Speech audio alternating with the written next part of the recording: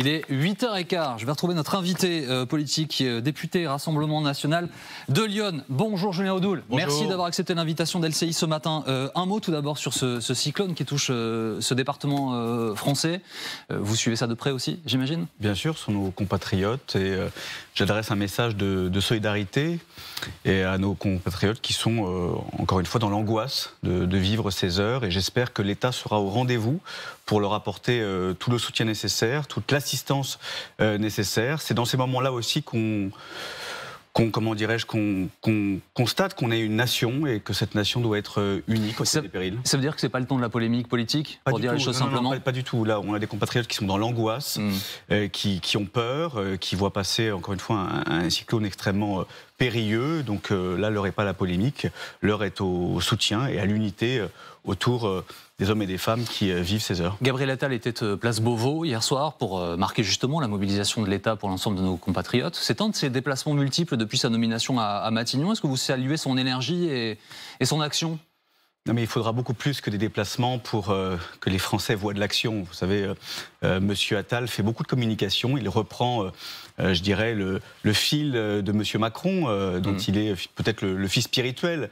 Mais très clairement, les Français en ont assez. Les Français veulent des actes. Les Français veulent que leur pouvoir d'achat s'améliore. Les Français veulent que leur sécurité soit renforcée.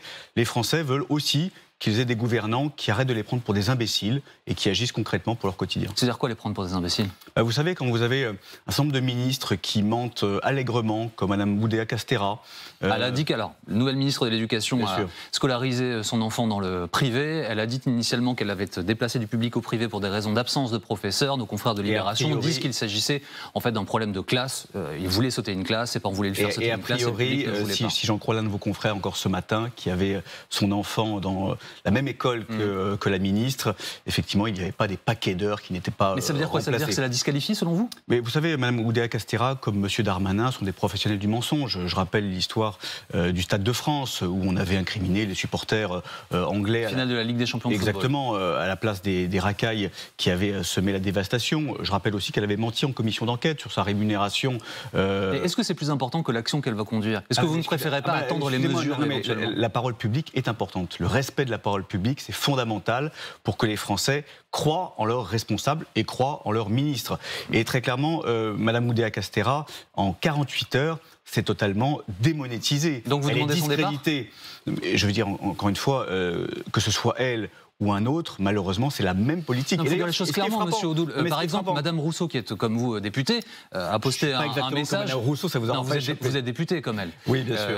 Elle a posté un message sur les réseaux sociaux pour dire il faut y aller maintenant, Madame. Façon d'appeler à sa démission. Est-ce que vous demandez son départ? Non, mais ce qui est quand même choquant, c'est que nous avons une ministre qui a pulvérisé le bilan de son propre gouvernement, qui a critiqué l'école publique qui est aujourd'hui en ruine du fait de l'inaction de son propre gouvernement et d'ailleurs de son Premier ministre qui était ministre de l'Éducation nationale. Donc prendre les Français pour des imbéciles comme ça, en disant et en faisant croire qu'ils viennent d'arriver au pouvoir, qu'ils ne sont pas comptables de ce qui s'est passé, c'est extrêmement choquant. Et je considère que malheureusement, aujourd'hui, nous avons une ministre qui ne remplit pas sa fonction et qui est déjà disqualifiée. Donc vous demandez à ce qu'elle parte? Je pense qu'elle devrait effectivement partir, mais ce n'est pas, encore une fois, la question. Est-ce que vous allez regarder le président de la République demain soir à 20h15, conférence de presse d'Emmanuel Macron? Non, j'aurais autre chose à faire, parce que... Ça vous intéresse pas?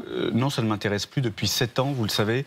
Le président de la République nous a habitués à ces exercices de communication, nous a habitués à des grands rendez-vous, nous a habitués à des grands moments où tout allait changer. Donc là, si c'est pour nous expliquer le remaniement qui n'intéresse pas les Français, pour nous faire la feuille de route d'un remaniement, encore une fois, qui est totalement déconnecté des préoccupations des Français, je ne vois pas l'intérêt. Ça fait 7 ans qu'on a l'habitude de ces rendez-vous manqués. Est-ce que ça veut dire qu'en revanche, vous écouterez avec attention le discours de politique générale de Gabriel Attal dans l'hémicycle lorsqu'il se présentera face à vous? Ah oui, bien sûr. Est-ce que vous allez voter la confiance ou est-ce que vous l'appelez, comme le fait l'opposition de gauche, à se soumettre à un vote de confiance? Écoutez, nous allons déjà écouter ce discours de politique générale. Nous allons voir ce que le Premier ministre a à nous dire.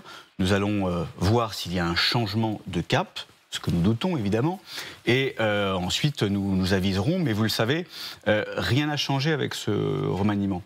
rien n'a changé parce que ça a été un petit jeu de chaises musicales. Et Monsieur Attal, dont beaucoup de médias, j'allais dire, louent les qualités, l'énergie, le renouveau, je le rappelle, n'est que le Premier ministre. C'est les médias qui louent l'énergie ou les médias se font l'écho de sondage? Beaucoup les médias. Mais vous savez, Monsieur Attal n'est que le Premier ministre, c'est-à-dire qu'il est le traducteur de la feuille de route de Monsieur Macron.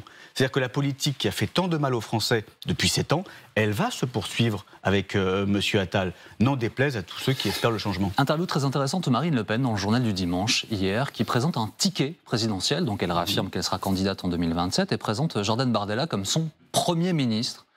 Or, ça ne vous aura pas échappé, vous êtes enfin un connaisseur du fonctionnement des institutions. Ce n'est pas le président de la République qui décide avant l'élection de l'identité de son Premier ministre. Il faut une majorité au Parlement. Exactement, mais Marine Le Pen compte bien avoir une majorité au Parlement.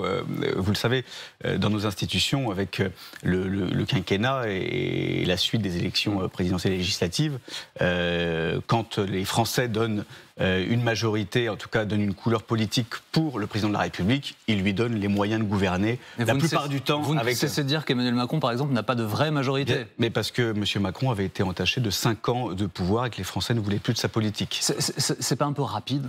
Est-ce que c'est pas un peu passé au-dessus des institutions? Non, au moins c'est très clair. Marine Le Pen annonce la couleur. Voilà. Marine Le Pen, avec Jordan Bardella, qui sont des personnalités politiques préférées des Français, reconnues à la fois pour leur courage et pour leur talent, pour leur clairvoyance, Marine Le Pen donne la couleur et dit aux Français que si elle est élue présidente de la République en 2027, elle nommera Jordan Bardella pour mener l'action de son gouvernement. Je trouve ça extrêmement positif, extrêmement clair. Au moins les Français il manquait pas le petit bout de phrase sur si les Français me donnent la majorité au cours des législatives. Mais vous savez, ça fait des années que Marine Le Pen travaille à cela. Nous sommes au quotidien pour préparer l'alternance et pour permettre aux Français d'avoir, encore une fois, une possibilité de sursaut, de changement de cap et d'avoir des politiques qui les aiment aussi. Ça changerait. Un tout dernier mot. Stéphane Séjourné a fait son premier déplacement en Ukraine, un nouveau ministre de l'Europe et des Affaires étrangères. Il a réaffirmé le soutien de l'Ukraine, de la France à l'Ukraine. C'est un soutien qui a souvent été critiqué du côté du Rassemblement national. Oui, alors excusez-moi, déjà sur la forme, peut-être que M. Séjourné aurait dû séjourner un peu plus à l'école.